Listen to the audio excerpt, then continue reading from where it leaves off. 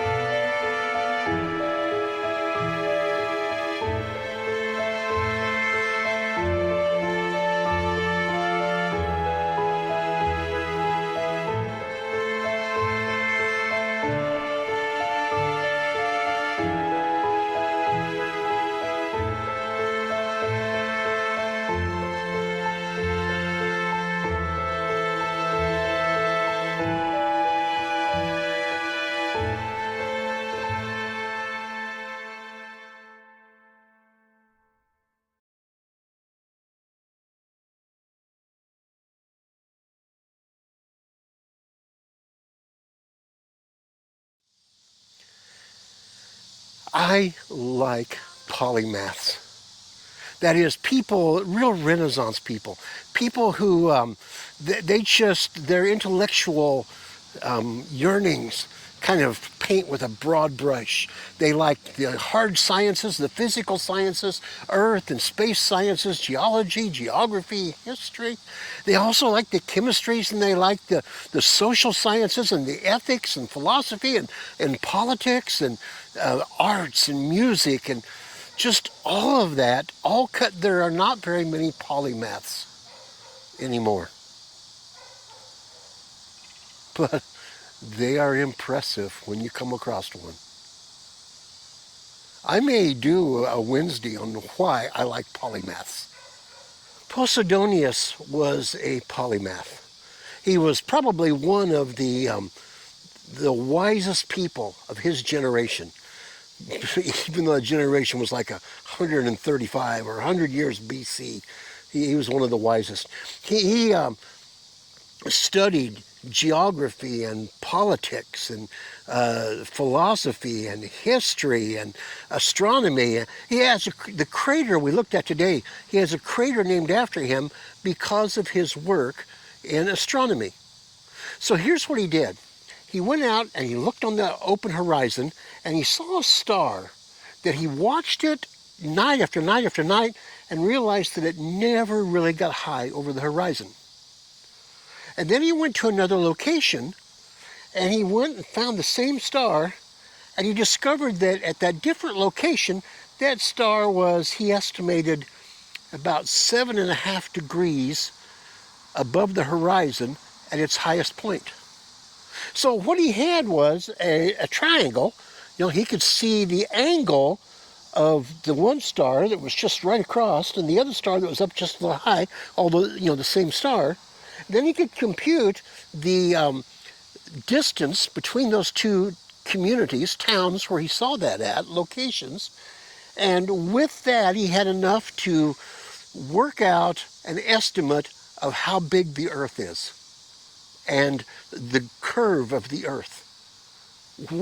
Way back before Christopher Columbus sailed. Now, he was wrong. So, he was close, but he estimated the Earth to be about 18,000 miles in circumference, I think, something like that. And it turns out it's like 25,000. So he's about a third off, and people came by after him to follow up his work and find out what the size of the Earth was. And you can look it all up. But he was a fascinating character. There's not a whole lot in the writings of Posidonius that have lasted. We don't have original copies of any of his works, except that were quotes made by his students in years following. his students and students of students. He was one of the major Stoic philosophers. Stoic philosophy was really big in Greece and in Rome, and so we have some of that passed down today. And there are a couple of his quotes today that still kind of stir the imagination. But there's just one that I want to bring up for today. It goes like this. A single day among the learned lasts longer than the longest life of the ignorant. Now think about that. I have spent some time with extraordinary people before. Not often, but a few times in my life. And I can think back to a few circumstances, a few situations when I was able to spend maybe just a few moments with a person that was truly extraordinary, and it flavored my whole life. Now, there is another reason that that quote means a lot to me. Not only a few people that I have met at different times in my life that have been there at just the right moment to say or do the right thing to change the direction of my life, but for many of us, this quote describes a religious experience, a time when we came into the presence of God, and everything else, the rest of our lives, was changed because of that moment. Now, a lot of people look down on experience. And honestly, experience is risky. It's easy to be caught up in the emotion of a moment and misjudge something and misunderstand something and be kind of carried off in a direction, a tangent that's not real solid. But you can't throw out, what they used to say, you can't throw out the baby with the bathwater. I don't know where that came from. There is something about religious experience that changes lives, that enriches lives, that stays with us for as long as we have breath, and I believe quite a while after we have breath, for all eternity. We've come to the middle of another week. In just a few short days, we'll be able to come together again and worship our Lord. I think church last Sunday was exciting and fun and just set the pace for my whole week. I'm looking forward to this week.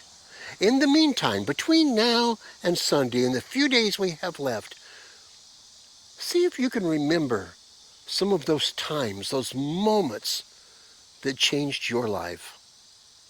And thank God for them, the ones that changed your life for the better. May God bless you.